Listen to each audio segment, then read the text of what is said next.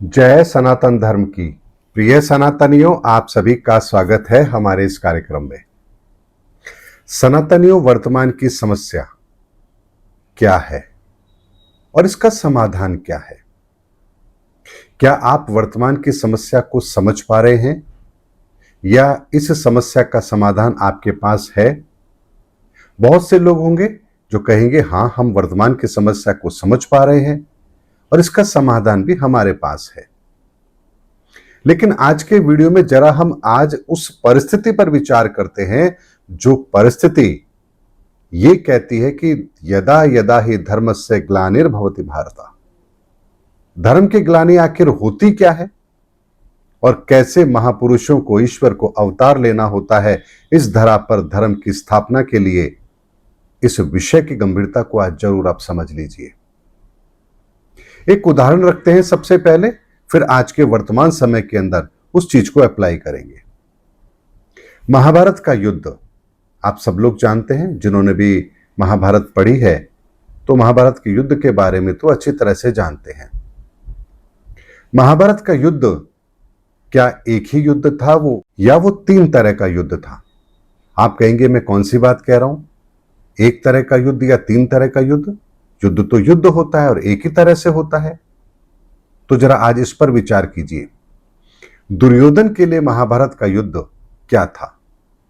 दुर्योधन के लिए केवल और केवल महाभारत का युद्ध हस्तिनापुर पर अपने एकाधिकार का था। यानी वो चाहता था कि मैं पांडवों को हरा दूं और सारा राज्य मेरा हो जाए। इसके अतिरिक्त महाभारत के युद्ध की और कोई विचारधारा उसकी नहीं थी, यानी उसका इसके अलग कोई दृष्टिकोण था ही नहीं। पांडवों का दृष्टिकोण क्या था महाभारत के युद्ध को लेकर? कि हमारे साथ जो अन्याय हो रहा है, द्रौपदी के साथ जो अन्याय हुआ है, हमने जो शांति प्रस्ताव भेजा था, इन सब के बाद भी अब हमें युद्ध करना पड़ रहा है तो हमें अपना अधिकार चाहिए। वो आत्मसम्मान के लिए लड़ रहे थे। तो यहां महाभारत का युद्ध पांडवों के लिए आत्मसम्मान का युद्ध था।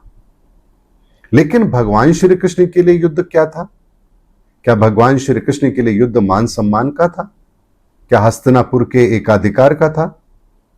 भगवान श्री कृष्ण के लिए युद्ध धर्म युद्ध था, धर्म की स्थापना का युद्ध था। तो बात आती है कि इस युद्ध के अंदर भी जो सम्मिलित थे उनमें भी 3 दृष्टिकोण आपको देखने को मिलेंगे। एक दुर्योधन का दृष्टिकोण, एक पांडवों का दृष्टिकोण और एक भगवान श्री कृष्ण का दृष्टिकोण। भगवान श्री कृष्ण का दृष्टिकोण क्या था? जब अर्जुन अपना हथियार रख देता है तब भगवान श्री कृष्ण उसे वो विचारधारा देते हैं, वो दृष्टिकोण देते हैं जो सनातन का दृष्टिकोण है। यानी परब्रह्म परमात्मा के लेवल पर वो इस सृष्टि को कैसे देखते हैं, उन्होंने वहां वो विचारधारा, वो दृष्टिकोण अर्जुन को दिया। तो अर्जुन को समझ आया कि वो कितने छोटे लेवल पर इन चीजों को देख रहा था। अरे ये तो मेरे ताया श्री हैं, ये तो पितामह है, ये गुरु हैं, ये ऐसे हैं, ये वो हैं, मैं इनको कैसे मारूं? तो भगवान श्री कृष्ण ने जो विचारधारा उस समय पर दी, जो दृष्टिकोण अर्जुन को दिया, वो विचारधारा, वो दृष्टिकोण क्या उस युद्ध के मैदान में किसी और का था? क्या भगवान श्री कृष्ण के अलावा उस दृष्टिकोण पर कोई उस महाभारत को देख रहा था? एक भी व्यक्ति नहीं था जो उस दृष्टिकोण पर उस युद्ध को देख रहा था। तब आप कहेंगे ये तो महाभारत काल की बात है। चलो, पांडवों के बीच में, कौरवों के बीच में और उसके बीच में भगवान श्री कृष्ण आकर के महाभारत का युद्ध हो गया। लेकिन आज तो परिस्थितियां अलग है। आज तो Russia, Ukraine, America, China, Bharat, Pakistan, Sri Lanka, Bangladesh, Nepal, आज तो समस्या बहुत अलग तरह की है। तो आज की वर्तमान समस्या के अंदर ये उदाहरण कहां फिट होता है? तो सनातनियों, अब उस बात को समझिए जो आपके सामने सच में रख रहा हूं। जब मैं बात कहता हूं सनातनियों या सनातन की, तो जानते हैं सनातन कहां से शुरू होता है? सनातन शुरू होता है इस सृष्टि के निर्माण से। जब हम सनातन के पैरामीटर पर सोचते हैं तो हम क्या सोचते हैं? संपूर्ण ब्रह्मांड के बारे में सोचते हैं। और हमारे वेदों में जो कहा गया है वो उसी दृष्टिकोण के आधार पर कहा गया है। तो जब तक हमारा दृष्टिकोण वो नहीं होगा, हमें कभी कोई बात समझ में आएगी भी नहीं।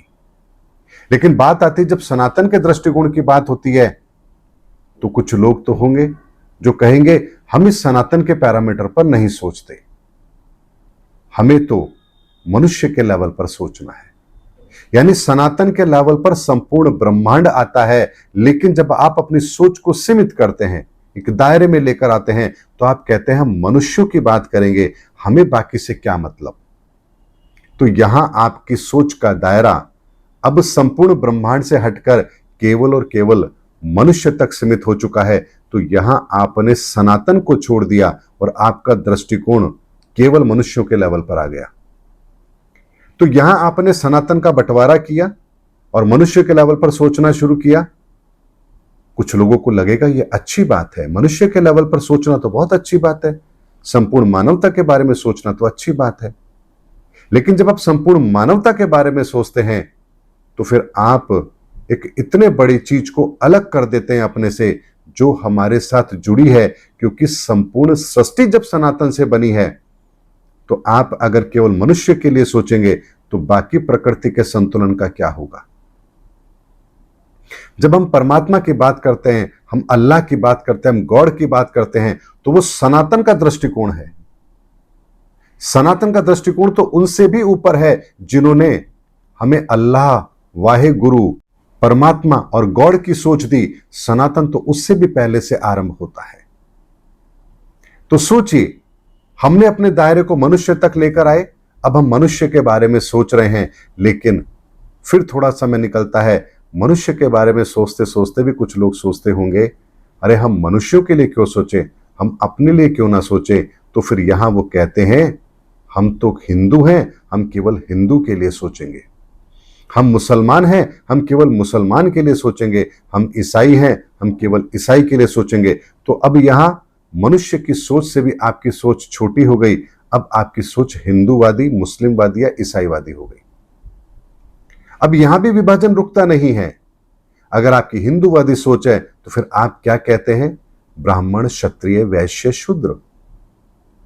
इस्लामिक सोच है तो सुन्नी और शिया।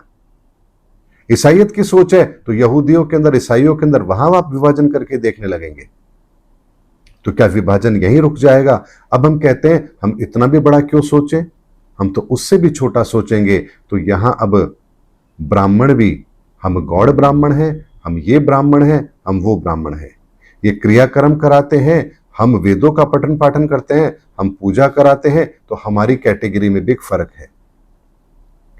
जो शूद्र अपने आप को मानकर बैठा है, जबकि वो शूद्र नहीं है, वो तो सनातनी है, लेकिन अपनी छोटी सोच के कारण से अब वो अपने आप को शूद्र मान बैठा है। अब शूद्र मान लिया तो वहां भी एसटी, एससी, ओबीसी, अब और आपका दायरा छोटा होता जा रहा है।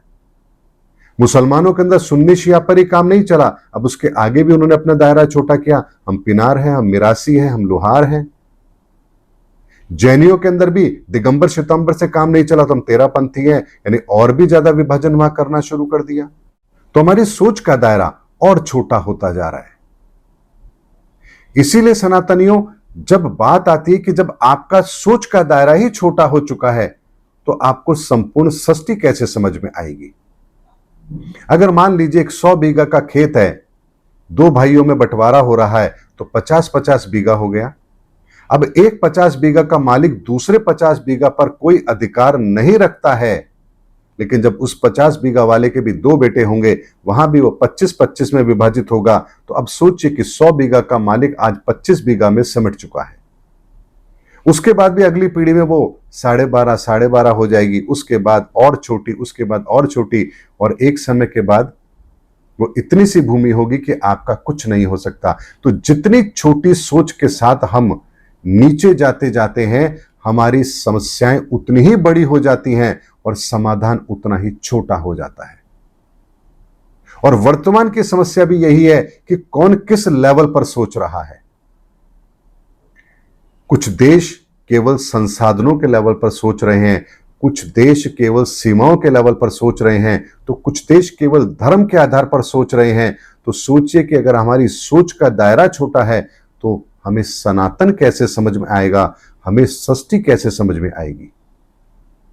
तो यहां पर भी दो तरह की सोच के लोग तो हैं, जो दुर्योधन की भी सोच रखते हैं, जो पांडवों की सोच भी रखते हैं। यानी एक वो जिन्हें अपना एकाधिकार चाहिए, दूसरे वो जिनका हक मारा जा रहा है। दो तरह की सोच तो आपको इस पूरी धरती पर मिल जाएगी वर्तमान समय के अंदर, लेकिन जो तीसरी सोच है भगवान श्री कृष्ण की सोच, वो अभी तक हमारे सामने नहीं है। जो इस पूरी समस्या को ब्रह्मांड के लेवल पर देख रहे हैं, धर्म के लेवल पर देख रहे हैं, और वो ये देख रहे हैं कि जो परिवर्तन होना है वो तो मैं बहुत पहले ही कर चुका हूं, अब तो केवल उसको घटित होना है, और जिसको घटित होना है उसके लिए कुछ पात्रों का चयन होना है अर्जुन की तरह, और फिर ये महासंग्राम पूर्ण भी होना है। लेकिन जो तीसरी सोच है, उस सोच का पैरामीटर सनातन के लेवल पर है। जैसे भगवान श्री कृष्ण की सोच का लेवल संपूर्ण ब्रह्मांड के लेवल पर था, तभी उन्होंने अर्जुन को कहा, अर्जुन देख मेरा विराट रूप, ये सब कुछ मुझसे ही बना है, मुझ में ही समाहित है, तू क्या इन छोटी बातों में पड़ा है कि ये मेरे ये है, ये मेरे ये है, मैं इनको कैसे मारूं।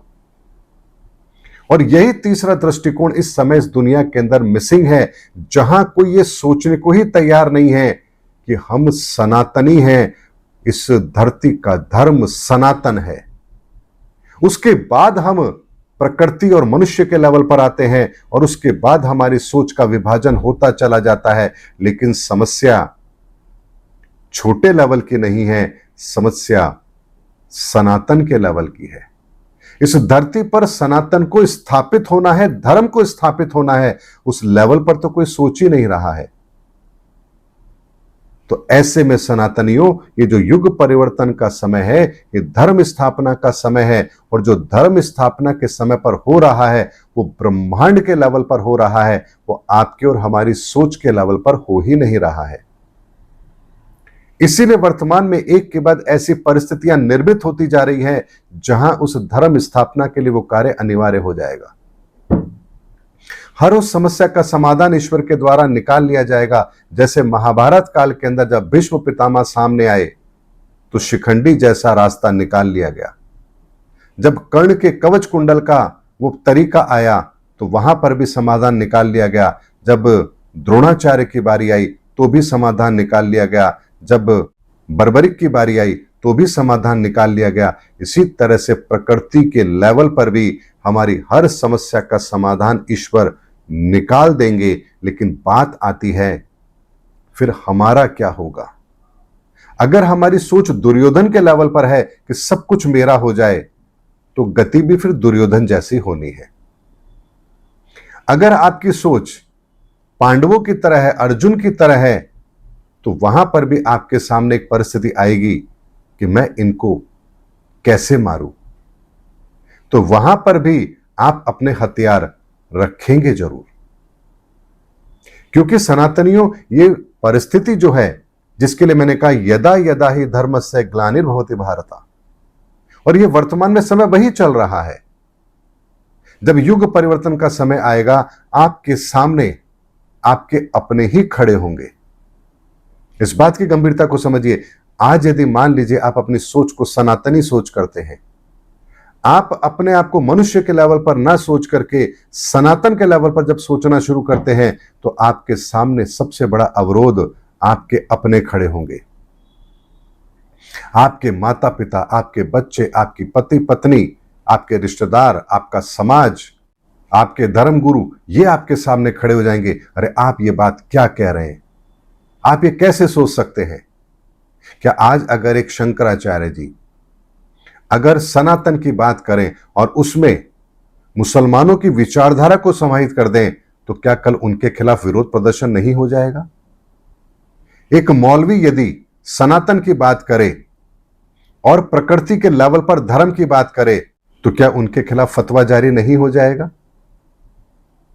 सनातनी, क्योंकि आप जैसे ही अपने दायरे को तोड़कर बाहर निकलेंगे, सनातन के लेवल पर आएंगे, आपके आसपास के लोग ही आपके विरोध में खड़े हो जाएंगे, और आपकी परिस्थिति वैसी ही होगी जैसी अर्जुन की थी कि मैं इनको मारूं तो कैसे मारूं। मारने से मतलब यहां उनका वध करने से नहीं है, यहां उनकी विचारधारा से मुकाबला करने की है। आप विचारधारा से मुकाबला कर ही नहीं पाएंगे, क्योंकि उनके अपने अपने तर्क होंगे। अरे मैं तो इनकी गोद में खेला हूं, इन्होंने तो मुझे पाल पोस के बड़ा किया, ये तो मेरे पितामह हैं, इनका मैं वध कैसे कर दूं। ऐसे ही दृष्टिकोण के साथ आपके सामने बातें रखी जाएंगी और वहां आप कोई उत्तर दे ही नहीं सकते। ऐसे में एक तीसरी विचारधारा जब आपके सामने आएगी और वो विचारधारा पूरे ब्रह्मांड के लेवल पर हर इंसान के सामने रखी जाएगी कि धर्म ये कहता है, सनातन ये कहता है कि आप वो है ही नहीं जो आप सोच रहे हैं। आप एसटी एससी ओबीसी नहीं हैं, आप शूद्र नहीं हैं, आप हिंदू नहीं हैं, आप मनुष्य नहीं हैं, आप उससे भी बहुत ऊपर सनातनी हैं। इसलिए जब आप अपनी सोच को सनातन के लेवल पर लेकर जाएंगे तो संपूर्ण ब्रह्मांड आपका है। और जब संपूर्ण ब्रह्मांड आपका है तो बताइए किस चीज की कमी है। और जब आप अपने आप को बांटते बांटते बांटते इतने छोटे लेवल पर ले जाते हैं तो फिर आपके हिस्से में तो वही आएगा जितना छोटा आपने अपने आप को किया है। अगर आप समुद्र के सामने एक चम्मच लेकर जाकर कहे मुझे आपका जल चाहिए, तो समुद्र चाहकर भी आपको क्या एक चम्मच से ज्यादा कुछ दे सकता है? नहीं दे सकता। इसीलिए सनातनियों एक विचारधारा होती है कि आप किस लेवल पर सोच रहे हैं। और यही कारण है कि अल्लाह का कॉन्सेप्ट हमारे सामने है। हम अल्लाह को मानते हैं, अल्लाह है, लेकिन फिर भी आज अल्लाह के होते हुए भी हम दुखी क्यों हैं? क्योंकि हमने अल्लाह को जिस लेवल पर समझा है, अल्लाह तो सनातन के लेवल पर है। वो सनातन के लेवल पर अगर आपको कुछ देना चाहे तो कैसे दे? क्योंकि आपके पास तो एक चम्मच की पात्रता है, उसमें वो गागर में सागर भरे तो कैसे भरे? हम हिंदू अगर अपने दुखों को लेकर के परमात्मा के सामने जाते हैं और परमात्मा हमें अपने दुखों से मुक्त करना चाहता है तो करे तो कैसे करे? क्योंकि हमारे सामने सोच तो बहुत छोटी सी है। तो वो अगर हमें सनातन की सोच दे तो आखिर दे कैसे? क्योंकि हमारे पास पात्रता तो वही चम्मच की है। सनातनियों गंभीर विषय है, इसीलिए आपके सामने बात रखी है कि वर्तमान का समय जो चल रहा है ये किस लेवल पर सोचने का है, समस्याएं हमारी किस लेवल की है और समाधान हमें किस लेवल पर मिलेगा। अगर ये बात आपको समझ नहीं आ रही है तो फिर वही होगा यदा यदा ही धर्मस्य ग्लानिर्भवति भारत। उसके बाद की लाइन आपको पता है। इसीलिए अब तीसरी विचारधारा, जो विचारधारा इस धरती पर धर्म की स्थापना करेगी, उस विचारधारा पर अपना ध्यान दीजिए। वो विचारधारा कल्कि की विचारधारा है, वो विचारधारा ईश्वर की विचारधारा है, वो विचारधारा इमाम मेहंदी की विचारधारा है, वो विचारधारा द सेवियर की विचारधारा है। इसीलिए इस बात की गंभीरता को जरा समझ लीजिए। आप अर्जुन भी हो सकते हैं, आप दुर्योधन भी हो सकते हैं, लेकिन उसके बाद भी समस्या वही की वही रहेगी। लेकिन इन समस्याओं से बाहर निकलने के लिए आपको जो विचारधारा चाहिए, जो मार्गदर्शन चाहिए, वही है इमाम मेहंदी, वही है द सेवियर, वही है कल्कि। क्योंकि उनके पास आपकी हर समस्या का समाधान इसलिए है क्योंकि उनकी विचारधारा सनातन के लेवल पर है। उनकी विचारधारा ना मनुष्य के लेवल पर, ना हिंदू के लेवल पर है, ना ब्राह्मण के लेवल पर है, ना ही एसटी एससी ओबीसी के लेवल पर है। उनकी विचारधारा तो सनातन के लेवल पर है, क्योंकि सनातन से ही संपूर्ण संसार बना है। सनातन से हिंदू धर्म नहीं बना है, सनातन से संपूर्ण संसार बना है, संपूर्ण ब्रह्मांड बना है। और जो संपूर्ण ब्रह्मांड सनातन से बना है तो क्या वहां हर समस्या का समाधान नहीं होगा? 100% नहीं, 1000% होगा। इसीलिए आप तय कीजिए कि आप कहां खड़े हैं, आपकी सोच किस तरह की है। क्या आपकी सोच दुर्योधन जैसी है जहां आप सब कुछ अपना एकाधिकार चाहते हैं?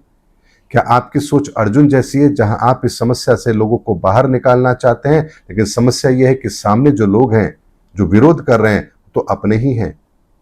या फिर आप उस लेवल पर हैं जहां आप कहते हैं कि दुनिया सनातनी है, धर्म सनातन है और हमें उसी लेवल पर वर्तमान की समस्या को देखना है, तो हमें अपनी हर समस्या का समाधान जरूर मिलेगा।